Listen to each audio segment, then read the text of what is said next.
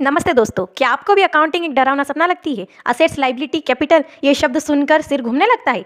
चिंता मत करिए, आज के इस शॉर्ट वीडियो में हम इन सारे भारी भारी भरकम शब्दों को बहुत ही आसान भाषा में समझाएंगे। वो शुरू करते हैं एक्सपेंसेस और इनकम के साथ। एक्सपेंसेस क्या होता है? एक्सपेंसेस का मतलब ये है कि आप किसी भी चीज़, किसी भी थिंग और किसी भी सर्विस का बेनिफिट उठाते हो, उसे एक्सपेंसेस कहते हो। और इनकम वो होती है जब आप बेनिफिट देते हो। एक एग्जांपल के साथ समझते हैं, जैसे कि आपने एक घर रेंट पे लिया, तो अब आपने घर रेंट पे लिया है तो घर का आपको रेंट भी चुकाना होगा। तो आप जो रेंट पे करोगे, उस पे जो अमाउंट भी पे करोगे उसे ही आप एक्सपेंसेस बोलोगे।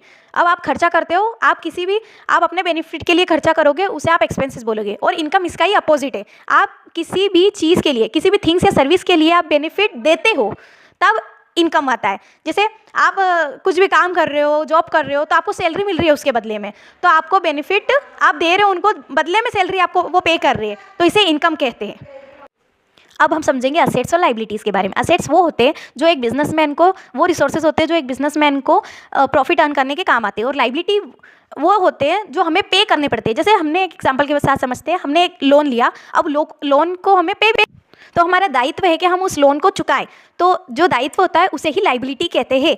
तो अब हम अगले टॉपिक पे बढ़ते हैं, डेप्टर और क्रेडिटर। डेप्टर वो होते हैं जो गुड्स को उधार में बेचते हैं, क्रेडिट पे बेचते हैं, वो डेप्टर होते हैं। जो गुड्स को उधार में मतलब क्रेडिट पे खरीदते हैं, वो क्रेडिटर होते हैं। प्लीज़ हमारे चैनल को लाइक कीजिए, शेयर कीजिए, सब्सक्राइब कीजिए। इसके आगे का वीडियो आपको जल्द